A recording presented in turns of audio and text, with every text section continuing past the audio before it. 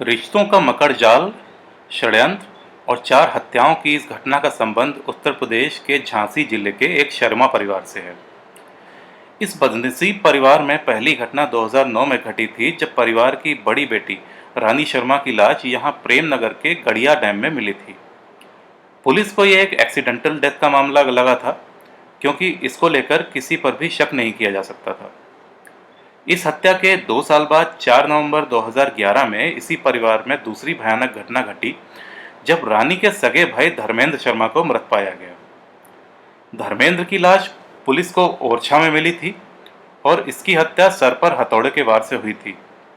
किसी पर भी शक न होने की वजह से पुलिस ने इस केस को भी रैंडम लूट के केस में दर्ज करके बंद कर दिया था। मामला संगीन तब हो गया जब इस परिवार में पिछले साल 2 और हत्याएं हुई। ये हत्याएं थीं धर्मेंद्र के भाई दीपक शर्मा और चचेरे भाई संजय शर्मा की।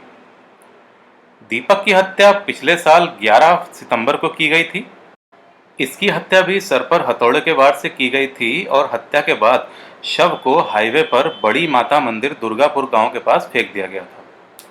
पुलिस के रिकॉर्ड्स में यह हत्या एक नॉर्मल हिट एंड रन के केस में दर्ज थी और हत्या के आरोपियों को कभी भी पुलिस पकड़ नहीं पाई थी।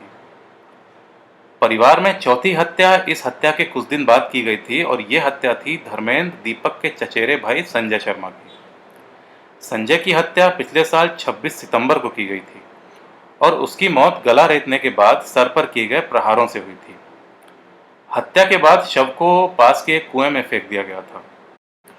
7 साल में एक के बाद एक परिवार के 4 युवा लोगों की हत्या को लेकर परिवार वालों का मानना था कि ये एक अनहोनी है और उनके परिवार के ऊपर बुरा साया है, जिसके चलते परिवार के इतने लोगों की एक के बाद एक मृत्यु होती चली गई। मगर दूसरी तरफ पुलिस को इन हत्याओं का राज अब जानना था। पहले तो पुलिस के सामने दीपक और संजय की मृत्यु के रहस्य थे, मगर जब पुलिस को पता चला कि इस परिवार में पहले भी 2 मौतें हो चुकी हैं, तो पुलिस का माथा ठनक गया। उनको लगने लगा कि जरूर इन हत्याओं के पीछे किसी का हाथ है, जो उस परिवार के सभी लोगों को खत्म करके सारा कामकाज और जमीन हथियाना चाहता है। जानकारी इकट्ठा करते हुए पुलिस को पता चला कि संजय अपनी माँ बाप की इकलौती संतान था, जिसके 2 चचेरे भाई और 2 चचेरी बहनें थीं। इन दोनों बहनों की शादी हो चुकी है, जिनमें से एक रानी 2009 में गड़िया डैम में पानी में मृत पाई गई थी। रानी की शादी अनिल पटेरिया से हुई थी और रानी की बहन की शादी राजेंद्र शर्मा से हुई थी। संजय और इसके दोनों चचेरे भाई धर्मेंद्र और दीपक शादीशुदा नहीं थे और धर्मेंद्र और दीपक को शराब की बुरी लत थी। दीपक की पोस्टमार्टम रिपोर्ट में यह भी पता चला था कि उसने मृत्यु से पहले बहुत ज़्यादा शराब पी थी, जिसकी वजह से पुलिस को यह हिट एंड रन के केस लगा था और इन्होंने इस केस को बंद कर दिया था। पुलिस ने जब दीपक और संजय के फ़ोन रिकॉर्ड्स खंगालना शुरू किए तो पता चला दीपक, संजय और अनिल पटेरिया ये सब के सब एक सुधा नाम की महिला से कनेक्टेड थे। और ज़्यादा छानबीन करने पर पता चला कि दीपक सुधा के पति ब्रजेन शर्मा का ममेरा भाई था और पिछले कुछ समय से सुधा के साथ ही रहता था। इसी छानबीन के चलते पुलिस ने सबसे पहले इस सुधा को अरेस्ट किया। पुलिस ने जब सुधा को अपने शब्दजाल में फांसना शुरू किया तो पता चला कि सुधा और दीपक के बीच नाजायज संबंध थे। चूंकि वो सुधा का देवर था, इसलिए उसके ऊपर कभी भी किसी ने शक नहीं किया। एक तरफ जहां पुलिस सुधा से पूछताछ कर रही थी, वहीं दूसरी तरफ उन्होंने अखिलेश नाम के एक आदमी को पकड़ा था। अखिलेश भी शर्मा फैमिली में रिश्तेदार था और इसके भी सुधा से नाजायज संबंध थे। यह दीपक और संजय के क्रियाक्रम में भी शामिल हुआ था। इन दोनों को पुलिस ने जब अलग अलग अपने शब्दजालों में फांसना शुरू किया तो ये दोनों के दोनों सारी की सारी कहानी खुद ब खुद बयां करते चले गए। इन दोनों ने बताया कि दीपक और संजय की हत्या में इन दोनों के अलावा दीपक का जीजा संजय पटेरिया भी शामिल हुआ था।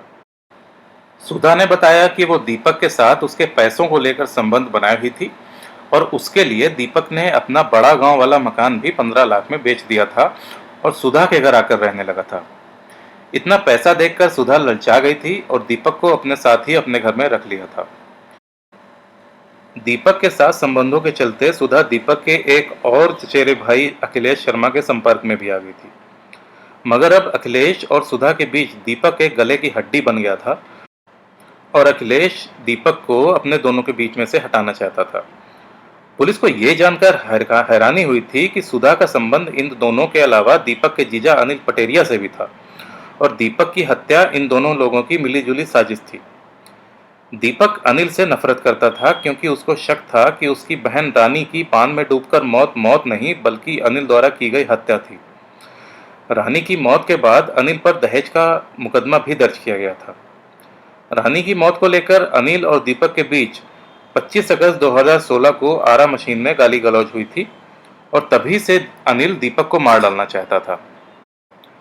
एक तरफ सुधा और अखिलेश के बीच और दूसरी तरफ सुधा और अनिल के बीच दीपक के आ जाने से इन सबका इरादा पक्का हो गया था और अब इन तीनों ने मिलकर दीपक को मारने का प्लान बना डाला था। अब अगला सवाल अनिल के सामने था कि वो दीपक की हत्या करे कैसे। अगर दीपक को सीधे सीधे मरवा देगा तो पुलिस को पहला शक उसी पर जाएगा और इसके लिए उसने अपने साढ़ू यानी कि दीपक के दूसरे जीजा राजेंद्र शर्मा को अपनी साजिश का हिस्सा बनाया। अनिल के कहने पर राजेंद्र ने दीपक से मेलजोल बढ़ाना शुरू कर दिया। इसके बाद राजेंद्र ने दीपक को उसके आरा मशीन वाले प्लाट को बिकवाने की बात की। 11 सितंबर को उसने दीपक को पेपर्स के साथ उसी एरिया में बुलाया। दीपक वहां पर सुधा के साथ पहुंचा। इन तीनों के बीच बातचीत चल ही रही थी कि अखिलेश और अनिल ये दोनों भी वहीं पर अपनी ऑल्टो कार लेकर आ गए। अनिल को वहां देखकर दीपक भड़क गया और इन दोनों में फिर से गाली गलौज शुरू हो गई। माहौल को टेंशन में देखते हुए सुधा ने इन लोगों को शांत कराया और कहीं चलकर खाना खाने की बात की। वहां से ये सब के सब लोग हाईवे की तरफ निकल गए और वहां पर पहुंचते ही अखिलेश ने हथौड़े से दीपक के सर पर वार किया जिससे उसकी मृत्यु हो गई। दीपक की लाश को इन लोगों ने बड़ी माता मंदिर दुर्गापुर गांव के पास फेंक दिया और वहां से भाग गए। इस घटना के 4 दिन बाद दीपक का चचेरा भाई संजय और सुधा आरा मशीन बाजार में मिले, जहां संजय ने सुधा को धमकाया कि उसको पता है कि दीपक की हत्या तुम सबने मिलकर की है और वो किसी को छोड़ेगा नहीं और पुलिस में कंप्लेन भी करेगा। सुधा बुरी तरह से घबरा गई थी। संजय की इस धमकी के बारे में उसने अनिल और अखिलेश को बताया, जिसके बाद इन सब ने तय किया कि अब संजय की भी हत्या कर दी जाए। अखिलेश और संजय एक दूसरे को अच्छे से जानते थे, अतः प्लान के तहत 26 सितंबर को अखिलेश ने संजय को पार्टी के बहाने अपने गांव बुलाया। उसने खेत में बने कुआं के पास संजय की चाकुओं से गला रेत कर और प्रहार करके हत्या कर दी। सुधा, अखिलेश, अनिल और राजेंद्र ये सभी पुलिस की गिरफ्त में थे और अपना अपना गुनाह कबूल कर रहे थे कि इसी बीच पुलिस का एक खबरी एक और महत्वपूर्ण खबर लेकर आया। उसने बताया कि 2009 से रानी की मौत के बाद अनिल को 15 लाख रुपए की मोटी रकम बतौर इंश्योरेंस मिली थी और ये रकम मिलने के कुछ समय बाद 2011 में रानी के भाई धर्मेंद्र की भी मृत्यु हो गई थी। पुलिस को अब रानी की मौत की बात और ज्यादा खटकने लगी थी। उनका यह शक यकीन में बदलता जा रहा था कि हो ना हो रानी की हत्या भी अनिल नहीं की होगी, जिसके बाद पूरी के पूरी इंश्योरेंस की अमाउंट उसको मिल गई। इस बात को लेकर पुलिस ने अनिल पटेरिया से कड़ाई से पूछताछ की तो उसने बताया कि रानी की हत्या भी उसी ने की थी। पैसों को लेकर उसकी बहुत तंग हालत थी, जिसके लिए पहले उसने रानी का इंश्योरेंस कराया और 4 किश्तें अदा करने के बाद उसकी हत्या कर दी। इंश्योरेंस की रकम मिलने के बाद उसने साले धर्मेंद्र को एक बाइक दिला दी थी, मगर धर्मेंद्र अनिल पर रानी की हत्या को लेकर शक करता था। अनिल को डर था कि वो कहीं पुलिस को कुछ बता न दे, इसलिए उसने धर्मेंद्र की हत्या करके उसका शव ओरछा मध्य प्रदेश में फेंक दिया था। दीपक और संजय की हत्या में यूज किया गया हथौड़ा, चाकू और कार पुलिस ने बरामद कर ली है और इन सभी को जेल भेज दिया गया है।